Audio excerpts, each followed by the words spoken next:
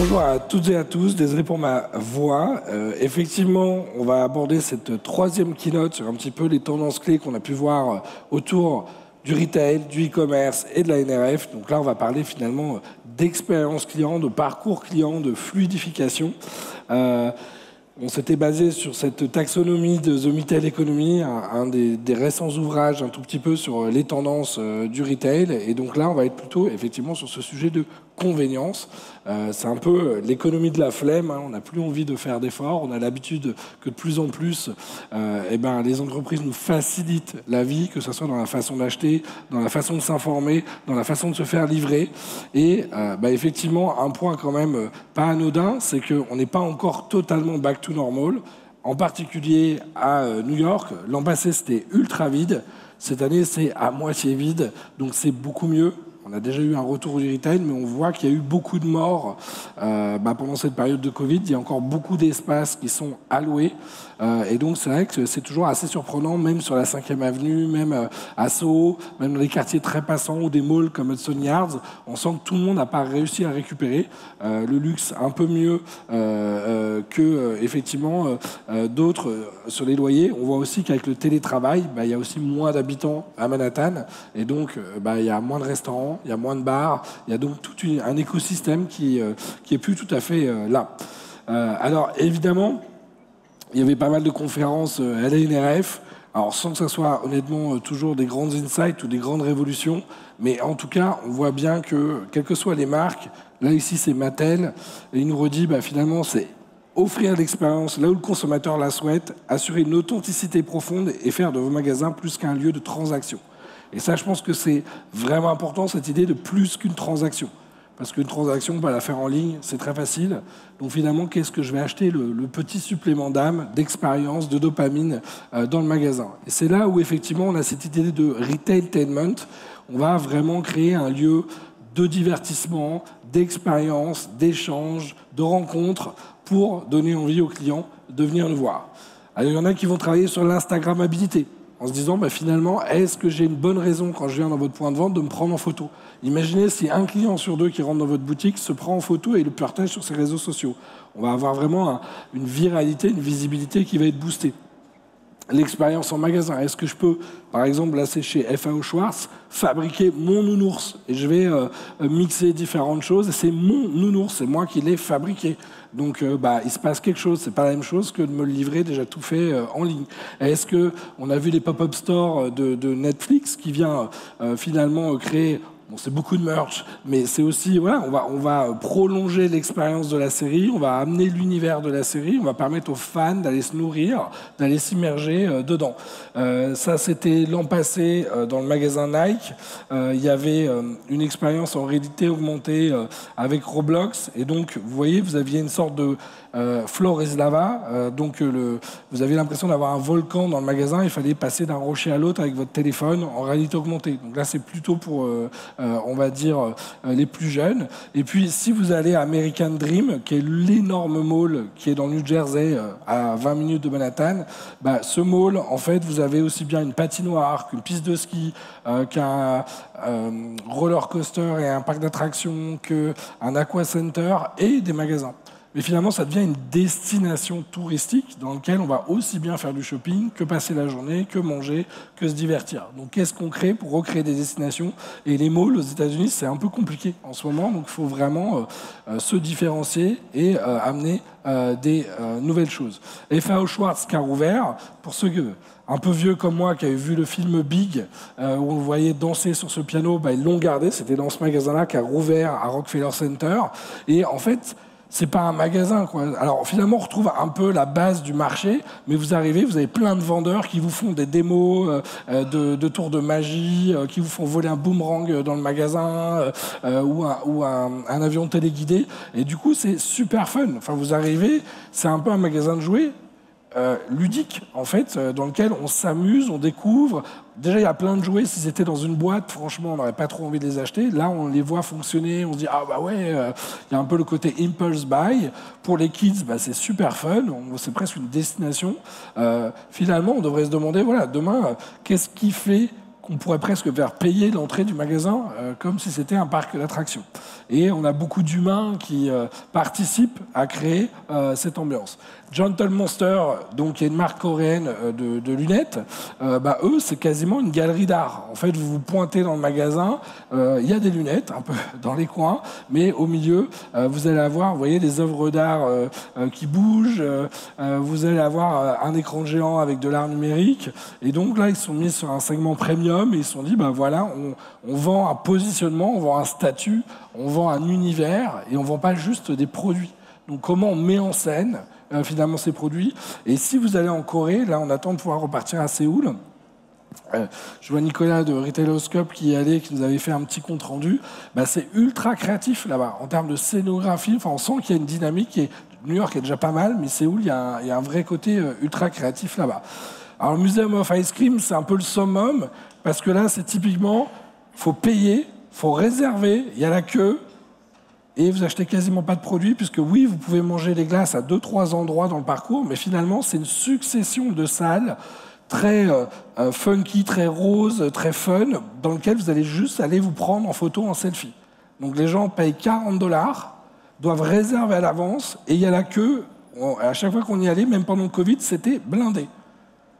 Donc là, eux, ils sont arrivés à faire payer pour venir dans le magasin, quand même. Et en fait, les gens s'amusent. Quand je parlais hier d'une des tendances, c'était de l'escapisme, c'était se sortir de la morosité du quotidien et du contexte actuel. C'est ça, pendant 1 heure, j'oublie mes problèmes, je prends mon téléphone, je vais me marrer avec mes potes. Il y a beaucoup d'enfants aussi. Et voilà, il y a tout un parcours, même le staff est hyper pétillant, hyper fun. Donc voilà, c'est juste... Qui aurait dit demain, j'aurais bien aimé voir le banquier à qui on a pitché en BP, on va créer un endroit pour se prendre en selfie, les gens vont payer à l'avance. Je suis pas sûr que c'était évident. Et maintenant, il y a d'autres salles comme ça qui ont ouvert à plusieurs endroits dans le monde et même à New York. Donc, vous voyez, ça c'est un des espaces. Par exemple, vous avez l'impression d'être dans un métro volant. Donc voilà, c'est toute une succession de petites expériences de fun. Et on va se prendre en photo à l'intérieur. C'est un peu l'ego marketing aussi. Alors Woolrich, ils vendent des vêtements assez haut de gamme, dont des doudounes, et ils se sont dit, c'est le bon vieux principe de la démo produit, du crash test, en disant, nous, nos doudounes, elles sont top, et on va vous proposer carrément un mini hiver, c'est un frigo amélioré, mais dans lequel vous allez pouvoir rentrer avec votre doudoune et vraiment vous rendre compte si ça vous plaît ou pas. C'est un peu gimmick, c'est un peu cliché, c'est un peu rigolo, mais en même temps c'est fun. Et en même temps tout le monde va parler de je sais pas quoi, cette doudoune, dans le magasin. Voilà. Est-ce que finalement il y a une raison de parler de vos magasins? Moi il y a plein de magasins, j'y vais, je ressors, c'est pas passé grand-chose. Donc voilà, qu'est-ce que vous pouvez faire pour qu'il se passe quelque chose? Ready by Petco, donc Petco c'est une animalerie, et Ready c'est une série de plus petits magasins dédiés uniquement aux chiens. Et donc là, c'est vraiment le chien bobo de luxe. Vous avez les petits manteaux, les petites chaussures, vous pouvez customiser les choses. Vous voyez là, Just for Dogs en haut, c'est carrément, vous allez à la clinique Petco, ils vous font un régime diététique pour votre chien et vous achetez de la nourriture fraîche, donc qui n'est pas congelée, jusqu'à $42 la barquette. Donc il y en a, je pense, ils mangent mieux que nous, clairement. Mais bon, pour certains à New York, c'est un peu leur famille. Les enfants, ça coûte cher aux États-Unis, donc on prend un chien à la place. Mais ça montre que voilà, on peut faire des sous-marques pour des cibles ou des segments très spécifiques, plus haut de gamme, avec des services différents, et ça fonctionne très très bien. Solana, qui est une crypto-monnaie, c'est assez marrant, à l'heure de la décentralisation, de la virtualisation du Web3, ils se sont dit, on va quand même faire une boutique. Parce qu'en fait, on est quand même obligé d'expliquer à quoi ça sert et comment ça marche à tout un tas de gens qui ne sont peut-être pas passionnés initialement du Web3. Donc à Hudson Yards, dans un mall, il y a une boutique Solana. Il y a tout un tas de bornes où on peut, on nous apprend des choses sur Solana. On récupère un NFT. Quand on a 4 NFT dans son wallet qu'on a créé avec Solana, on a $10 en Solana qu'on peut dépenser pour des chaussettes, des t-shirts, des goodies. Donc ça paraît bête, mais ça nous remonte aussi que de temps en temps, le retail a aussi cette fonction de showroom, d'évangélisation, d'explication, de contact avec le client. Et l'année d'avant, j'espère qu'ils finiront mieux, il y avait Beta, B8TA, qui était un réseau de magasins plutôt pour des start-up tech qui avaient un produit physique type crowdfunding et qui voulaient tester en louant 2 ou 3 mètres carrés chez Beta, avec des gens assez geeks pour expliquer le fonctionnement. Et malheureusement, le Covid a eu raison d'eux. Donc ça montre aussi que voilà, le retail, c'est pas facile, c'est pas évident. Ça, c'est Louis Vuitton, qui a fait un super pop-up à Meatpacking District. Et donc, vous rentrez, en fait, quand je vous disais l'Instagrammabilité, là, c'était pas dur. Tous les gens qui rentraient prenaient une photo quasiment dans l'entrée. C'est dans le thème de leur campagne actuelle qui est au niveau mondial. Je pense que vous avez vu sur les Champs-Élysées avec la statue de l'artiste qui est au-dessus du magasin. Mais voilà, on peut rendre des choses fun, marrantes. C'est un pop-up, ça ne va pas durer forever. Comme il y avait plein d'espaces de libre à Meatpacking, ils n'ont eu que le choix de choisir l'espace. Mais voilà, rendez les choses un peu fun, redonnez du sourire à vos clients, aidez-les à s'échapper de la morosité. Digital In-Store, j'en ai parlé hier soir, je disais c'est comme la magie, les bons tours, on n'a pas besoin de les expliquer. Et ben, le vrai bon Digital In-Store, il n'y a pas besoin de dire qu'il y a du Digital In-Store. En fait, soit ça résout un problème, ça marche et on s'en rend même pas compte, mais quand la boîte a besoin de dire on a un écran connecté, c'est de la RFID, ben, c'est qu'a priori, c'est pas intuitif et donc on est obligé d'expliquer que ça existe ou à quoi ça sert. La réalité, c'est qu'on a une énorme boîte à outils de plein de technologies différentes.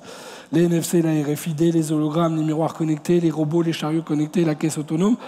Mais il y a plein de trucs qui ne marchent pas. Il y a plein de trucs qui ne marchent pas parce que des fois, on essaie de résoudre un problème qui n'existe pas. Personne ne nous a demandé un robot à l'entrée. On oublie le test du carrelage. Il y a la théorie, il y a la réalité du point de vente. Et dans la réalité du point de vente, les vendeurs, ils n'ont pas envie de nettoyer les écrans toutes les 5 minutes. Les gens, ils n'ont pas envie d'appuyer sur un écran qui est sale. Ils n'ont pas envie de voir aussi des écrans cassés, des applis plantées. Et donc, il y a un vrai boulot de résilience, de solidité de ce qu'on fait. Et donc, il vaut mieux faire moins de choses, mais qui fonctionnent très très bien. Il n'y a pas de DSI dans les boutiques. Les vendeurs, ils ont autre chose à faire. Donc, faites vraiment des tests rigoureux avant de scaler des choses qui risquent de tomber en panne et d'être déceptifs. Nike a quasiment enlevé tous ses dispositifs digitaux, sauf des écrans avec du contenu média, et tout est passé dans l'application mobile. Je peux faire du scan and pay, je peux booker un personal shopper, je peux tout faire via le mobile.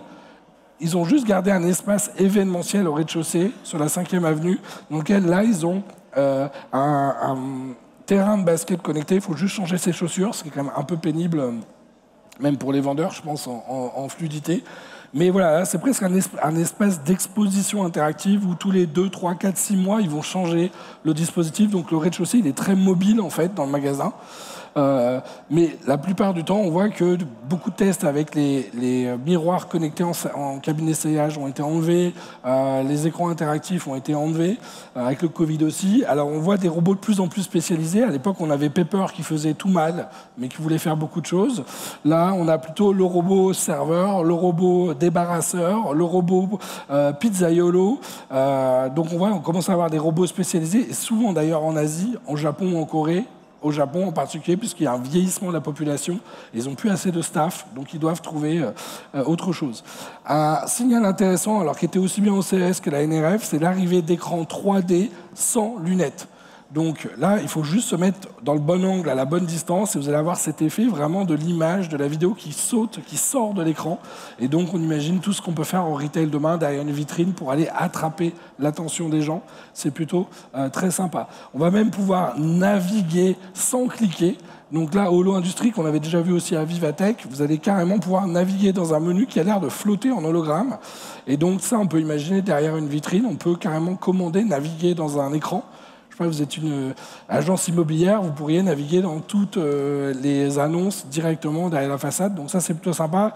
Il n'y a pas ce problème de propreté.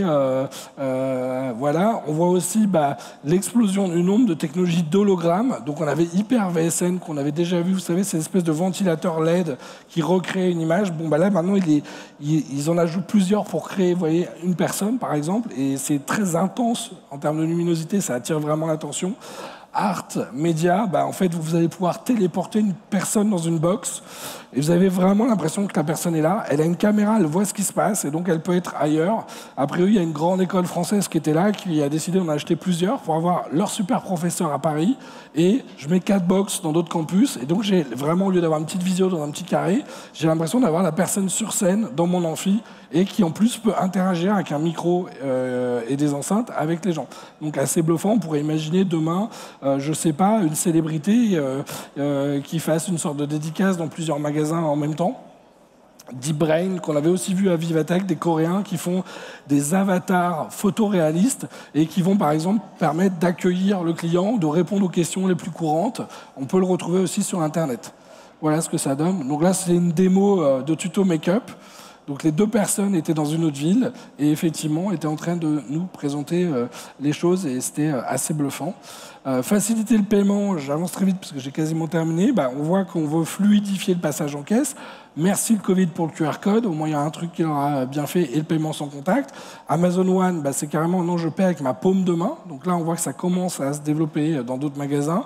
Le Smile to Pay chez Alibaba, sécurisation avec la biométrie, donc demain avec votre empreinte numérique, ou le contrôle de l'âge. De l'UPay qui est ici et qui expose, qu'on a vu au CES, que je vous invite vraiment à aller voir, qui essaie un peu de réinventer, c'est un peu la start-up qui a 100 ans, une vieille banque familiale qui est en train d'essayer de lancer une nouvelle façon de payer en enlevant le terminal de paiement et en réduisant les coûts de transaction. Pas mal d'autres petites choses. Wing qui est sur le paiement biométrique, lui aussi par reconnaissance faciale. Donc là, c'est des Américains. Et puis Walmart qui est en train de tester un petit peu tout ça en ce moment chez lui. Le Buy Now Pay Later, on va simplifier le paiement en plusieurs fois. À l'époque de l'inflation, ça peut aider aussi sur certains achats. Voilà. Et sur les magasins autonomes, ça avance tout doucement. Amazon Go, ça fait déjà 2, 3, 4 ans qu'on a vu des choses se lancer. Ça se développe. C'est pas encore je pense qu'il y a encore une barrière en termes de coûts. Et puis on s'aperçoit que sur des grandes surfaces, il y a trop de rotation de nouveaux produits avec les promos, les packs, pour que l'IA ait le temps de s'entraîner correctement. Il y a Boxy en France qui cartonne parce qu'on est vraiment sur un petit container, 200, 300 références qui bougent pas. Donc là, ça marche assez bien. Mais on peut aussi faire de la vending machine. Le chariot connecté, j'y crois pas, mais chaque année, il y avait beaucoup de startups qui ont présenté, ou du scan and pay, on passe quand même en caisse, mais d'un coup. Donc soit avec la RFID, comme chez Decathlon ou Uniqlo, mais là ça marche sur du textile, vu le prix de la puce RFID, pas sur de l'alimentaire. Soit on scanne tous les produits d'un coup pour gagner du temps. Les chariots, voilà, beaucoup de tentatives. Moi, je suis pas totalement convaincu. Ça fait autant de devices qui peuvent tomber en panne et à maintenir dans le point de vente, plus le coût. Donc voilà. Je vous remercie et je vais passer la main aux prochains intervenants.